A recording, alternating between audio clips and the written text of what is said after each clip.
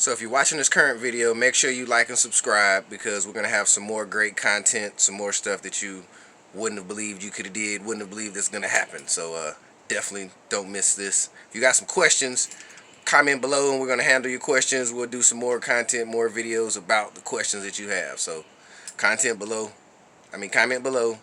and like and subscribe.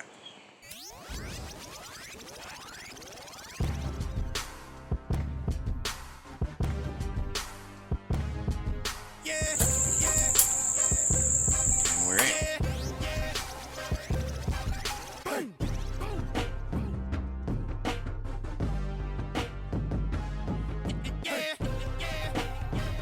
If you have a property that you want to get rid of, you can give us a call. We'll do the same for you. 404-997-3555.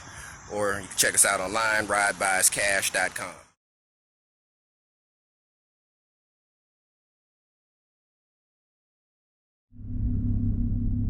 What's going on, y'all? Rod J, Get Paid Network, checking in. And I just wanted to talk to you about lease purchase. And I'm not sure if you're familiar with how a lease purchase works, but with a lease purchase, the way the sales market is going right now, a lease purchase might be the best way to acquire a house.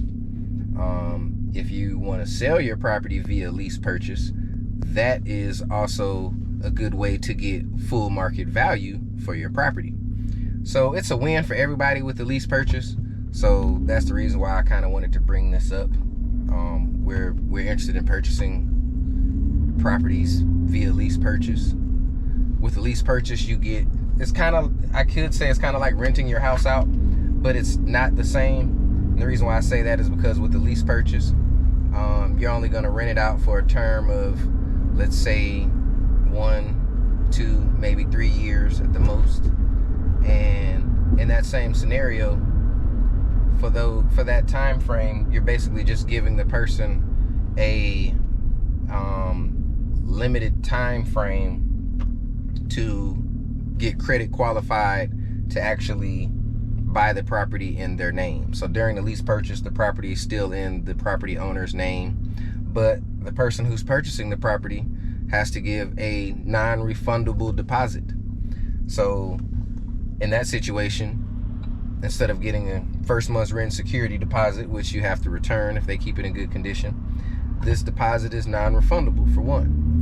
For two, you're no longer responsible for the repairs of the property like you are if you're a landlord. So that's another thing that's going to make a big difference. So depending on, if you like being a landlord, you like going out fixing toilets, I don't know, maybe that works for you.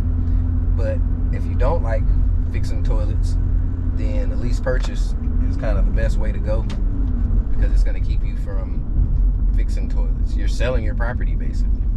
You're selling it at the market rate, whatever the current market rate is. Because when they close on that property, after that year or 2 or 3, when they actually qualify for that loan, whatever number is on that property that they haven't paid off already, they owe you the rest of that money. So it is definitely a good way to buy and to sell, actually. Just depending on, if you're the buyer, you may not want to get out here and get into these bidding wars with properties. In this situation, you're going to give the buyer their asking price. You're not bidding it up. In the situation, you won't be able to bid it up. So it kind of keeps everybody at bay, where it works out. It's a win. Now granted, the seller may not take that whole big lump sum of money that they were going to get when they sold their property, but they still will get a lump sum of money that is non-refundable. So that kind of eases their mind a little bit. So if the buyer turns around and says, you know what, after these 3 years, my credit's still messed up, I can't buy the property. Well, cool. I kept a renter in my property for 3 years with a non-refundable deposit, and I can always find someone else to put back in there and collect another non-refundable deposit, and hopefully they complete the purchase situation. So those are some options that you have with the lease purchase. I just want to put that out there, because we are looking for properties that we can pick up via lease purchase. We have some properties that we will be selling via lease purchase. So, I mean, it could be a win for everybody. What I do is I'll put a link in the description. So if you're interested in purchasing, if you're interested in selling your property via lease purchase, you'll be able to click the link and do so. But anyhow, I'm jumping into this Friday traffic, so I figured I'd do a quick video. And so when you're coming out from Cobb County, traffic is ridiculous. But anyway, that's a whole nother story.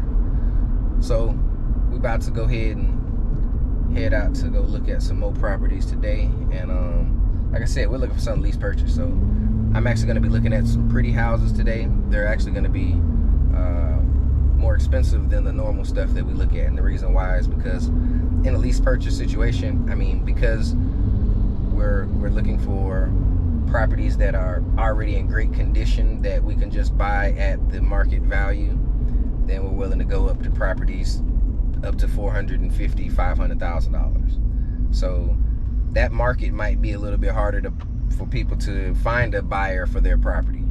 You're trying to sell a $500,000 house, everybody can't afford a $500,000. The people who have the cash flow for a $500,000 house might not necessarily have the credit. So, I mean, it could be a win-win for everybody. So anyhow, I gotta go ahead and get back to this traffic. Rod J, Get Paid Network.